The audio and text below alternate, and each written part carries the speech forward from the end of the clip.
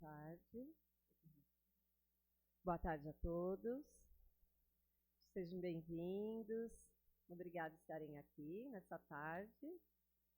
E obrigada por estarem na Escola de Paz. Quem está aqui pela primeira vez, né? Nós temos a palestra aqui no Salão Chico Xavier. As crianças vão estar na evangelização no andar de cima. E depois teremos a assistência espiritual.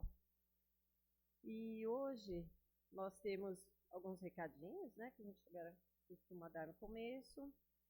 Seria sobre, a gente tem falado sobre as atividades da casa, né, e hoje nós vamos falar sobre o DEPOI.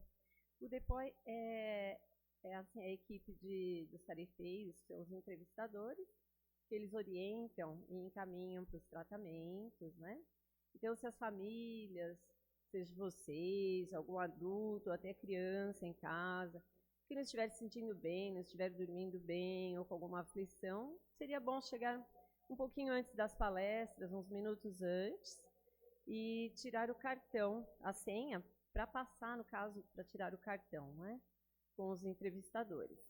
E eles vão receber vocês com muito carinho, vocês podem falar o que está afligindo, e eles podem dar o tratamento tanto espiritual como físico, tá?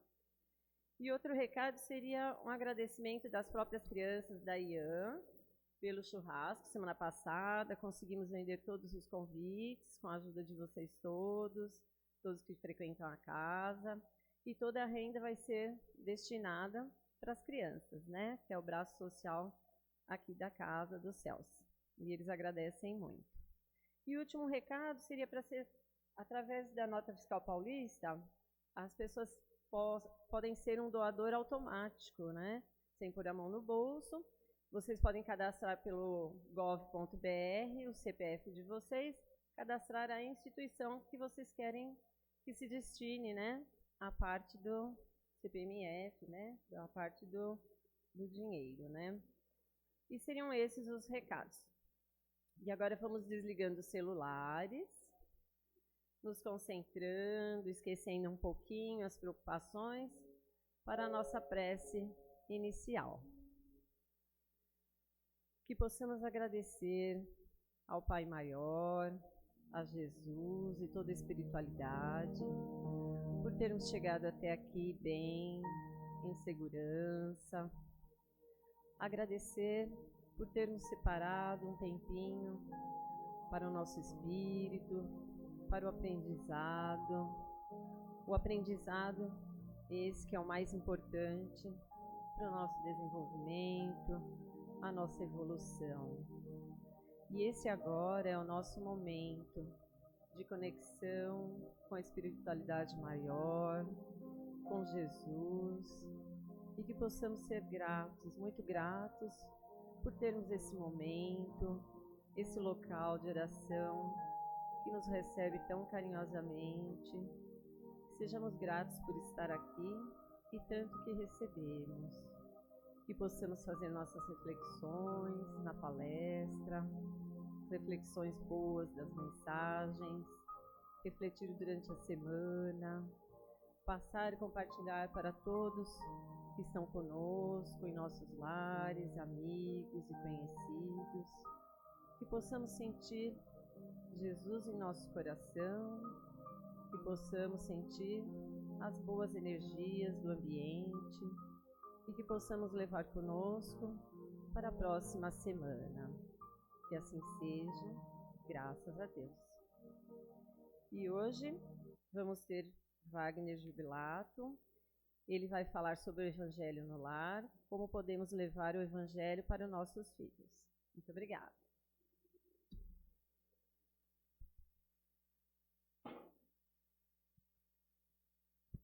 Boa noite, boa tarde, meus irmãos. Sejam todos muito bem-vindos. Que nós possamos sentir-nos abraçados, né, por essa equipe espiritual que aqui se faz presentes, pelas nossas queridas titias bondosas da espiritualidade, Meimei, Sheila, Rosalice, Belle, tantas servidoras de Jesus da espiritualidade, que são responsáveis pelo trabalho da infância no Centro Espírita Obreiro do Senhor, do lado espiritual. que nós possamos sentir também a paz de Jesus em nossos corações. Muito bem, meus irmãos. Na tarde de hoje, né, ela falou que eu vou falar um pouquinho sobre o Evangelho no lar. Vamos falar sim, mas eu quero falar para vocês sobre a importância do Evangelho na educação dos nossos filhos. Né? Como essa ferramenta, esse presente que Deus nos deu através de Jesus, é importante na educação de nossos filhos. No dia a dia de nossas vidas, como educadores dos nossos filhos. Primeiro, eu gostaria de lembrá-los o seguinte, que Kardec, quando ele codificou a doutrina espírita, no primeiro livro da doutrina espírita, o Livro dos Espíritos, Kardec faz perguntas aos espíritos. E uma das perguntas que Kardec faz aos espíritos, ele pergunta qual é o espírito mais perfeito que já esteve encarnado aqui na Terra. E os espíritos respondem uma única palavra, eles dizem Jesus. Eles são claros e categóricos. E ainda ele reforça na pergunta seguinte, portanto, qual seria o nosso exemplo e guia? Mais uma vez, Jesus.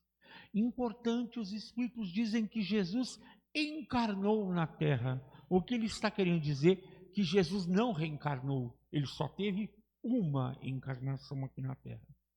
Na figura da qual nós conhecemos como Jesus Cristo.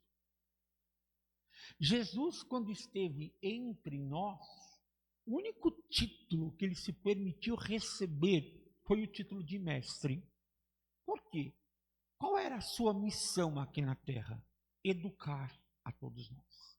Nos ensinar o caminho que devemos seguir para alcançarmos a verdadeira felicidade. E ele sabia muito bem, um espírito evoluidíssimo da esfera crística, que ele teria que se vestir num corpo de carne e osso, como o nosso, e vir nos mostrar aqui na Terra que é possível fazer tudo aquilo que ele fez. Aliás, ele nos educou pela única forma de educar, que foi o exemplo. Na preparação mesmo, o nosso dirigente dizia que Jesus não deixou nada escrito. Quem escreveu sobre ele foram os evangelistas. Jesus deixou tudo vivenciado. Não é? Então, o Evangelho de Jesus é o caminho que nós devemos seguir para alcançarmos a felicidade. Ele é o nosso guia e também tem que ser o guia de nossos filhos. Veja bem, meus irmãos, nossos filhos, nossos sobrinhos, nossos netos, não importa, todos eles são filhos de Deus, assim como nós o somos. Neste momento, eles estão nos emprestados por Deus. Deus nos emprestou seus filhos para que nós possamos orientá-los no caminho de enxergar esse guia maravilhoso que é Jesus. Então, é nossa responsabilidade. Nós assumimos este compromisso perante Deus, nosso Pai. Então, nós precisamos também pensar, é nossa responsabilidade, dever e obrigação conduzirmos os nossos filhos a enxergar a figura de Jesus, a enxergar em suas vidas a presença de Deus. Observamos hoje em dia que muitas das pessoas que são pais, são tios, são avós, lógico, buscam o conforto material. Aliás, Jesus nunca fez apologia à pobreza. Pelo contrário, nós temos que ter um bem-estar material, afinal de contas nós estamos na matéria, desde que produzido pelo nosso trabalho honesto. O grande problema é quando nós vivemos para ter os bens materiais e esquecemos de alcançar e propiciar a conquista para nós e ajudar os nossos filhos que eles também conquistem para si os bens espirituais. Então, nesta ânsia e nesta fúria de termos uma vida confortável, o melhor carro, a melhor casa, a melhor escola, o melhor de tudo, materialmente, nós acabamos comprometendo o outro lado. E acabamos o quê? Deixando os nossos filhos sem ter em suas vidas a presença de Jesus, a presença de Deus. Nós não apresentamos para os nossos filhos Deus. Hoje em dia é absurdo o número de crianças que não sabem fazer a oração do Pai Nosso. Não sabem nem por onde começa. Eu lembro muito bem, na minha época, eu lembro da minha avó. Ela foi ensinar a gente a fazer o Pai Nosso. Ela chamava a gente na cama, mandava a gente ficar de joelhinho do lado da cama e ensinava. Tenho certeza que muitos aqui vivenciaram isso. Isso sumiu da casa das pessoas. Hoje a gente sabe como se ajoelhar, mas precisa ensinar. E esses espíritos que são nossos filhos, são espíritos eternos como nós, em busca da sua felicidade, em busca da evolução espiritual. E quantos deles buscam em nós o compromisso de ajudá-los a alcançar esse patamar espiritual? Eles clamam por isso. E nós, com desculpismos, a vida material, eu preciso dar o melhor curso de inglês, a melhor escola, eu preciso trabalhar 24 horas por dia. E nós esquecemos de educar os nossos filhos, de apresentar Deus e o Evangelho de Jesus na caminhada desses pequenos que aí estão. E os espíritos nos dizem que o momento ideal para fazer isso é na primeira infância, quando as crianças ainda são pequenas. Por quê? Quando o espírito reencarna, ele vai assumir um novo corpo físico. Ao assumir esse novo corpo físico, todos nós somos abençoados com o esquecimento do passado. As paixões do passado, sejam elas quais forem, elas ficam adormecidas. E por um tempo ainda, bem adormecidas dentro de nós. Inclusive, recém-nascidos, os menores, estão mais ligados ao mundo espiritual do que ao mundo material. Com o passar dos anos, há uma troca. Ele vai se ligar mais ao mundo material. Veja bem, é até perceptível, a criança, quando é pequena, principalmente nenenzinho, ela tem aqui essa região bem molinha, né? Essa parte aqui, craniana, não está totalmente formada. É como se ela tivesse aberta. Nessa região aqui, espiritualmente, se localiza o chakra do coronário. Todos nós, quando entramos, tomamos o passe, se coloca o quê? A mão aqui. Porque esse chakra, essa ponto de luz, é justamente aquele que recebe as energias e distribui para o corpo físico e espiritual. A criança tem isso muito aberto. Aliás, os espíritos nos dizem que isso tem o formato de uma flor de lótus, extremamente aberta. É o momento que ela está mais propícia a receber as ajudas espirituais necessárias. Portanto, é o momento em que ela está mais aberta para receber as orientações do Evangelho de Jesus. Porque com o passar do tempo e dos anos, as paixões do passado, seja elas quais forem, vão despertando. E aí fica mais difícil nós colocarmos Deus e Jesus na vida de nossos filhos. Muitos de nós usamos uma desculpa, eu acredito que é uma desculpa mesmo, mas nós entendemos também que a gente, assim, todo mundo tem seu livre-arbítrio para escolher o que quer. Nós estamos falando de religião aqui, estamos falando de religiosidade, ok? Então, meu filho, se ele quiser ser de uma outra religião que não seja espírita, que é a minha, perfeito, ele tem todo o direito. Mas, enquanto ele é pequeno, ele virá pelas minhas mãos. E eu vou propiciar as colocações adequadas do Evangelho para aquela criança naquele momento. Para que quando as paixões do passado surgirem em sua vida, ela já esteja orientada nas bases do Evangelho de Jesus, esteja educada nas bases do Evangelho de Jesus e poder fazer uma escolha diferente que ela fez, diferente da anterior que ela tenha feito. ela pode escolher um outro caminho. Ela está pronta para isso. E quantas vezes nós tornamos a nossa vida material empecilho para propiciarmos isso que é importante para a vida dos nossos filhos. O lado material é, sim, mas o espiritual é muitíssimo importante. Hoje em dia, nós observamos a falta de Deus na vida das crianças, dos adolescentes mais ainda. Então, hoje, acredito que vocês todos aqui estão compromissados a trazer os filhos aqui. Eles estão passando pela evangelização. Aliás, aqui a gente está falando do evangelho, para nós que somos adultos. A criança, se ela está aqui ouvindo essa palestra, muitas vezes isso não tem significado. A aula de evangelização lá, ela é direcionada para aquela criança, para que ela possa entender o que está sendo trabalhado. Nós estamos fazendo a nossa parte. E ele com certeza fará a dele. Não que não chegue um momento em que ele diga assim, amanhã não quero ir lá mais. É chato. Vai acontecer, viu? Então daquela fase dos 10, 11 anos, já não quer vir mais. Ok. Façamos combinados. Você vai sábado, esse sábado, o outro você não vai. E a gente pode ir combinando. Mas é importante continuarmos insistindo. Porque é nosso papel como pai. E se ele já não quer vir mais de jeito nenhum? Tá bem, meu filho. Mas no evangelho no lar, você vai participar.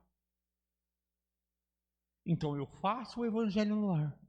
E no evangelho do lar, eu levo ao conhecimento dele a existência de Deus. Para ele saber que ele pode se apegar. Que ele tem um pai maior.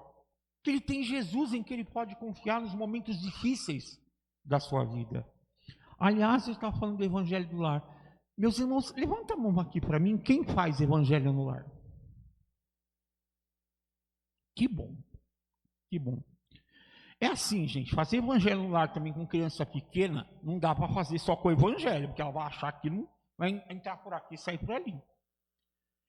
O evangelho no lar, nós que temos filhos pequenos, temos que aprender a direcioná-lo. Nossa lojinha, a nossa biblioteca aqui, também ali, a venda de livros, tem alguns livros infantis que a gente pode usar. Por que eu estou relatando isso? O evangelho no lar é uma forma de a gente levar o evangelho na educação dos nossos filhos. Eu estava comentando para o dirigente agora há pouco sobre essa questão do evangelho no lar. Certa vez minha família fez uma viagem para a praia e toda vez que a gente vai para a praia, nós não deixamos de fazer o evangelho no lar semanalmente lá em casa. E naquela semana, naquele dia do evangelho, nós temos alguns convidados lá na casa. Alguns primos com seus filhos pequenos, e como a gente recebe orientação, a gente convida. Quer participar? A gente vai fazer o nosso, dá licença, a gente vai fazer o nosso evangelho, mas está convidado a participar. E aquele dia, gente, era mês de janeiro, calor, férias, a criançada estava a toda. Já era quase 8 horas da noite, que era a hora do evangelho, e nenhum deles tinha sinal de que gostaria de dar aquela mimida, sabe, dormir a noite inteira. Ia ser difícil, todo mundo, os adultos já todos muito cansados. Aí eu falei assim, olha, vamos fazer evangelho. Aí sentamos, as crianças sentaram. Aí eu falei, meu Deus, essas crianças, a gente fizer só o evangelho, não vai adiantar. Aí lá na praia, eu também tenho um livro da Meimei que chama-se Pai Nosso. É um livro, tem aqui. E lá tem uma história, tem histórias, né? E eu aproveitei e contei, li o livro, mostrei o livro, contei. As crianças, gente, ficaram aqui. Aí, no evangelho, a gente faz as vibrações, as preces. Tinham 7 crianças, das 7, as 5 adormeceram durante as vibrações, não acordaram até o dia seguinte. Minha prima chegou assim, Wagner, eu queria ter isso todo dia na minha casa. Falei, então faça o evangelho todo dia. Mas é para a gente perceber como o evangelho educa a nós e educa aos nossos filhos. E como eu estava dizendo, nós temos que ser o exemplo, gente. A gente não pode achar que só eles têm que... Nós temos que vivenciar o evangelho. Quantas vezes a gente quer que o nosso filho não minta e a gente mente? Quer que nossos filhos não fumem e a gente fuma. Quer que os nossos filhos respeitem os idosos, mas nós, na frente deles, não respeitamos. Quer que eles não falem palavrão, mas nós falamos. Esse é o Jesus escolheu ensinar a gente como? Pelo exemplo. Então nós temos que ser o exemplo. Eu sempre cito do exemplo a seguinte situação. Há um tempo atrás havia um comercial na televisão que era sobre roubo de sinal de TV a cabo. Aqui nós não vamos questionar, óbvio, de maneira nenhuma, o valor da TV a cabo no Brasil, que isso não vem ao caso aqui. Mas eles fizeram muito, a campanha era muito inteligente. Eles mostravam um pai e um filho assistindo um programa, acho que era um jogo de futebol, não me lembro, de uma TV a cabo. E aí, enquanto eles assistiam, o filho aproveitou para contar para o pai o lápis novo que ele tinha. Pai, olha o lápis novo que eu tenho. E o pai olhou para aquilo, mas não fui eu que comprei. Foi sua mãe que te deu? Não. De onde você tirou esse lápis? Eu peguei de cima da mesa de um coleguinha. Ele deixou você pegar? Não, eu peguei sem ele ver. O pai imediatamente, não, filho, isso não pode, isso é roubo. Amanhã você vai devolver para ele. E ao mesmo tempo, do lado do menino, a seguir, o pai se gabava de ter colocado um aparelho que abria todos os canais e ele não precisava pagar por todos os canais. Isso também é roubo. Veja bem, não estamos questionando aqui, a gente só está dizendo o seguinte, é roubo nos dois casos. Então, o nosso comportamento influencia no comportamento de nossos filhos. Como é que a gente quer que os nossos filhos vivam o Evangelho se nós não vivemos? Se nós não vivenciamos o Evangelho de Jesus em nossas vidas? E é importantíssimo, nessa vivência do Evangelho, olharmos que o Evangelho de Jesus fala do amor. Fala do amor incondicional, mas do verdadeiro amor. O amor com limites. Jesus estabelece limites para nós nos seus ensinos. E nós estabelecemos limites para nossos filhos? Sabemos dizer não? Filho, não pode. Não pode morder o coleguinha lá na escola. Porque em casa ele morde a mamãe, ele morde o papai, ele morde... Ninguém fala, ai, ele mordeu. Aí ele chega e ele morde com tudo uma criança. Quem é a primeira pessoa que vai dizer não para ele? A professora. Não morder. Aí ele chora, esperneia, se joga no chão. E ainda por cima nós pais achamos, mas como, professora? Eu não tinha direito de fazer isso com meu filhinho. É aquela coisa, sabe, que a gente achar que nosso filho tem que ser feliz 100% do tempo. Gente, nós vivemos num mundo de expiações e provas. O mundo vai nos dizer não muitas vezes. A dor vai bater a nossa porta muitas vezes. E se a gente não providencia isso logo de início na vida dele, adianta, quando chegar na adolescência, ele está achando que ele pode tudo. Mas todos nós sabemos que a vida vai dizer muitos nãos para a gente. E aí, na adolescência, quando ele recebe o primeiro não, ele faz o quê? Ele surta. Ele acha que ele não é amado, que ninguém o ama.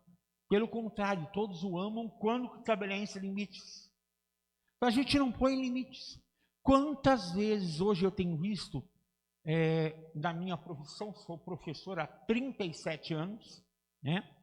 Eu vejo, principalmente os pequenos, não tanto os grandes, mas os pequenos, crianças mandando nos pais. Pai, vamos fazer isso agora, e o pai faz. Vamos comer isso? Vamos em tal lugar? E se não faz o que ele quer, ele chuta a canela do pai.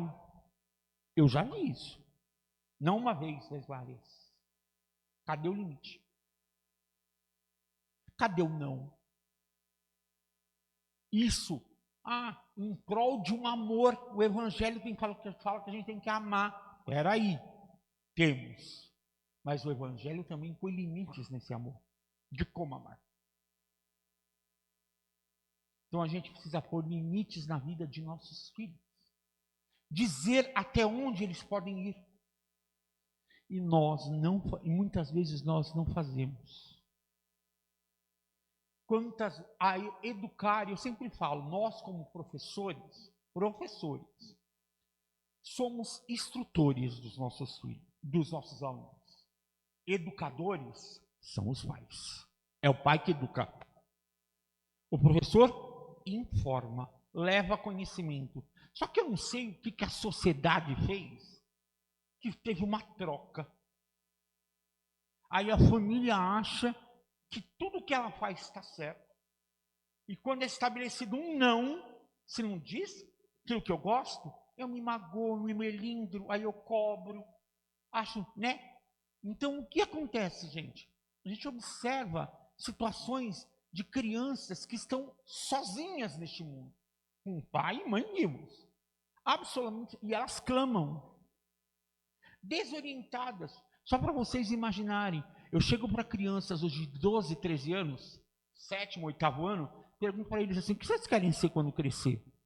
A gente responde, eu quero ser bombeiro, polícia, umas coisas assim, né? As crianças, a maioria, eu quero ser rico. Rico? Por quê? Porque não tem que trabalhar, não tem que se esforçar e eu vou viver confortavelmente. Que ideia é essa? E quem é responsável por isso? Os pais. Infelizmente, essa é uma verdade. Os pais. Eu quero ser rico. Quem é professor? Tem várias amigas minhas professoras aqui, podem dizer, é verdade ou não é? É verdade ou não é? As crianças, né, quando as professoras aí falam não para a criança, não morde o coleguinha. Mas na minha casa eu posso morder todo mundo. Por que aqui eu não posso morder? Não tem limite nenhum. Outro dia eu observei uma cena na frente da escola que eu trabalho, eu estava aguardando ali uma carona que eu ia embora, ia ser mais ou menos 1h30 da tarde, e chegou um carro, passou pela rua numa velocidade, era um pai de aluno, não é meu aluno, mas era um pai de aluno.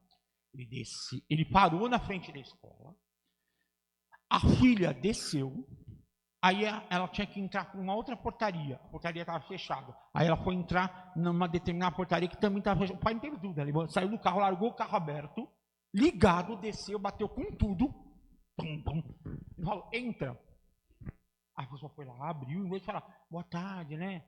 Entra. O pai pegou, entrou no carro, subiu no carro e saiu a toda. Passou por cima do cone que estava lá. Pergunta se ele perguntou. Se tinha acontecido alguma coisa com o cone? Não. Afinal de contas, eu pago, então o cone pode ser substituído. Que falta de realidade de mundo é essa? Eu não sei o que a gente está achando que este mundo é. Há um tempo atrás, para vocês observarem o quanto isso eu só estou alertando para que nós não façamos isso. Segurança da escola me contava uma situação ocorrida. Ele disse assim, professor, isso já faz um tempo. Foi num ano de Copa do Mundo, onde os Jogos do Brasil aconteciam em torno das 4 horas da tarde. E nos dias de Jogos do Brasil, a escola manda um comunicado que as crianças serão dispensadas às 3h30, porque todo mundo vai para casa assistir o Jogo do Brasil. Isso é natural para todo mundo. E isso é mandado 10, 15 dias antes. Ok? Chegou uma pessoa, um determinado pai com sua filha, parou na porta da escola, abriu a porta do carro, desceu com a mochila da filha, deu para o segurança só lembrou, só para lembrar o senhor está sabendo, né? Hoje você tem que me buscar às 3h30, porque hoje tem Jogo do Brasil e ela tem que sair, não vai ter ninguém que vai jogar para ela. Ela fala assim, como assim? O pai, como assim? Eu vou ter que pegar às 3h30? Hoje é Jogo do Brasil, o senhor sabe disso. Ah, sei. Então, mas o senhor tem que me buscar porque não vai ter ninguém aqui. Mas como assim? Eu vou assistir um jogo de futebol no bar com meus amigos e quem vai jogar com a minha filha? Na frente da filha. Cadê o evangelho na educação dessa criatura e da filha? Então, vejamos o que nós estamos fazendo. Essa troca de valores foi invertida. Muitos aqui têm certeza que são mais novos do que eu, mas muitos têm a mesma idade. E outros até mais velhos do que eu. Outro dia, assistem na internet um podcast do professor Mário Cortella, e ele fala que quando ele era pequeno, eles iam a um restaurante, as poucas vezes que eles iam, ele e sua família aí, era ele mais 2 irmãos, o pai e a mãe. Chegavam no restaurante, o pai falava assim, ó, vamos sentar naquela mesa ali, ó. Você vai sentar aqui, o seu irmão aqui, você aqui, e o outro irmão aqui, e nós aqui. Agora eu vou pedir o que nós vamos comer. Aí ele relata a chegada de um casal com seus filhos no restaurante nos dias de hoje. Chegam os 3 filhos correndo na frente, escolhem o lugar que querem, sentam onde querem, papai e mamãe sentam e ainda falam, vocês querem comer? Estou contando alguma mentira? E aí a gente quer que o nosso filho não seja no futuro uma pessoa que faça isso com os seus filhos.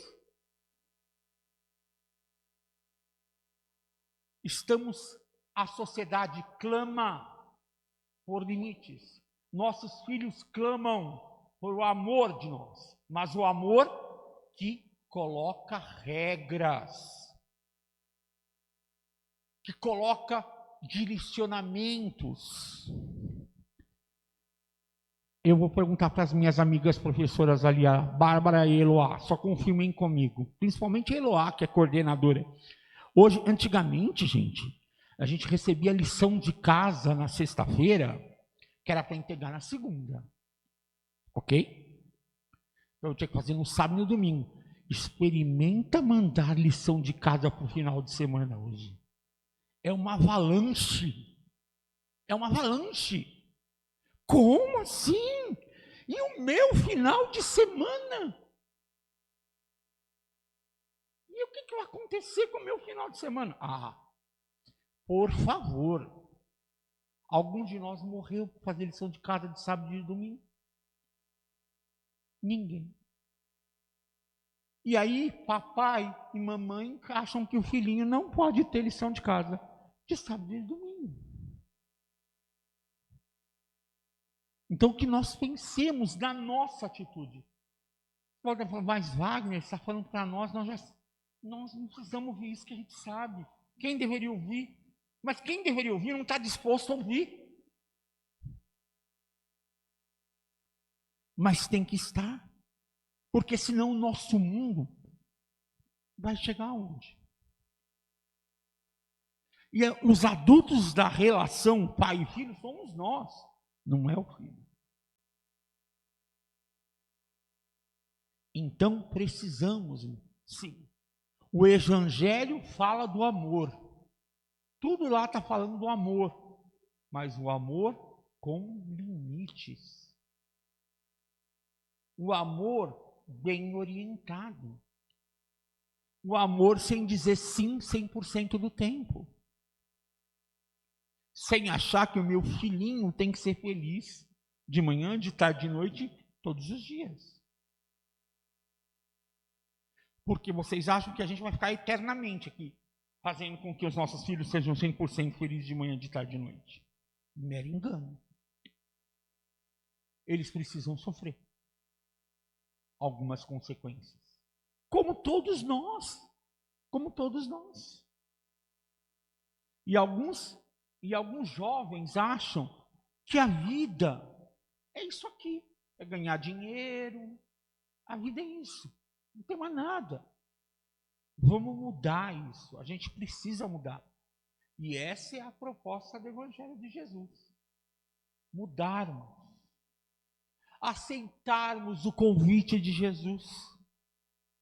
Porque eu lembro que o livro Há 2000 anos, escrito por Emmanuel, mentor espiritual de Chico Xavier, e que traz a trajetória de uma das encarnações de Emmanuel aqui na Terra, enquanto o senador romano Públio Lentulus, no primeiro capítulo, ele está reunido no mundo espiritual ainda, antes de reencarnar aqui como um patrício romano. E eles reúnem uma assembleia de muitas pessoas e dizem para essas pessoas: aproveitem esta encarnação, porque vocês estarão reencarnados na Terra no mesmo momento em que estará encarnado o Corpo de Deus.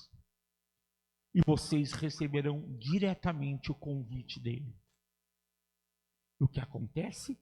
O Lentulus reencarna uma família patrícia, se torna senador do Império Romano, amicíssimo do imperador na época, Tibério, que é chamado por Tibério para ir até a Judéia, conhecer esse homem que estavam falando que ele fazia coisas maravilhosas, chamado Jesus, e pede que ele vá até lá. Tibério, inclusive, faz uma carta, envia essa carta. Tibério não, Públio Lentulus faz uma carta e envia para Tibério. Essa carta encontra-se no Vaticano, no Museu do Vaticano, até hoje, assinada por Públio Lentulus. E ele fala ali como era Jesus. Só que quando ele vai para a Judéia, acontecem algumas coisas na vida dele, que leva ele a se decepcionar muito com a vida. Em um certo momento ele está sentado perto de um poço, de um lugar, de um jardim, um poço, e se aproxima dele um homem de cabelos compridos, sereno. Ele diz: meu irmão, estás triste? Quero te fazer o convite. Venha até mim. Eu sou o caminho, a verdade e a vida. Só através de mim você chegará ao Pai. Eu sou capaz de aliviar todas as suas dores. E Públio Lentulus, no seu grande orgulho: quem é esse judeuzinho aí que está me convidando? E não aceita o convite de Jesus. Passa toda a sua vida com muitas atribulações. No final da sua vida, já convertido ao cristianismo, ele percebe que se ele tivesse aceito o convite de Jesus lá atrás, a sua vida teria sido completamente diferente. Jesus nos convida todos os dias a fazermos parte e seguirmos a Ele. E também convida aos nossos filhos. Nós só precisamos facilitar que eles enxerguem isso. A luz verde já acendeu. Essa luz verde aqui é a obsessão de todos os expositores dessa casa. Gente, muito obrigado, uma boa tarde a todos e que Deus nos abençoe.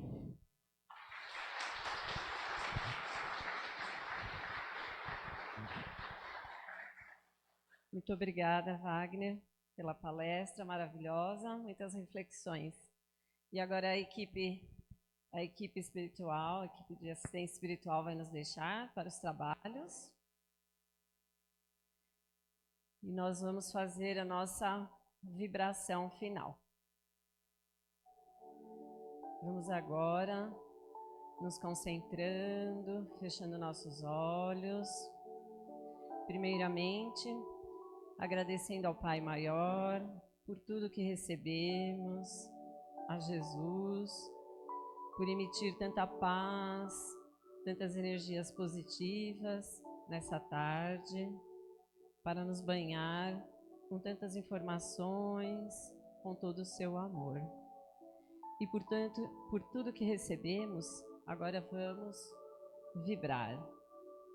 Vamos vibrar e doar a todos que necessitam, vibrar pelo nosso planeta, que nos acolhe com tanto amor, tanto carinho, agradecendo por estarmos aqui encarnados, passando por tantas situações, e temos que observar todas as lições que ela nos traz.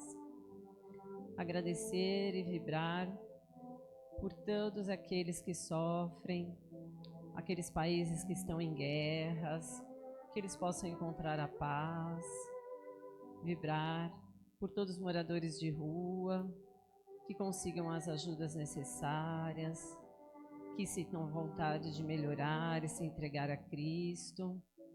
Vamos vibrar por todos os asilos, por todas as creches, orfanatos, penitenciárias, Vamos vibrar por todos aqueles que estão em depressão ou ansiosos por um carinho, por uma palavra, que possamos estar atentos às pessoas que estão em nossa volta, para poder ajudá-los como pudermos.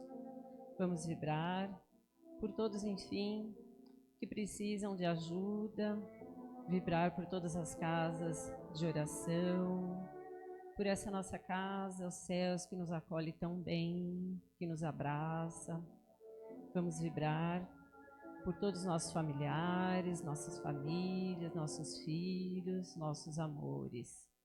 E vamos vibrar por nós mesmos, vibrar por nós para continuar a entender as mensagens do Mestre, a lutar para conquistar boas coisas para o nosso espírito e que possamos ser de ajuda para nós mesmos e para o nosso próximo. Que assim seja, graças a Deus. E o recadinho é nossa próxima palestra da semana que vem. O assunto é a solidariedade é contagiante. E que vocês tenham uma boa semana em Cristo. Muito obrigada. Até logo.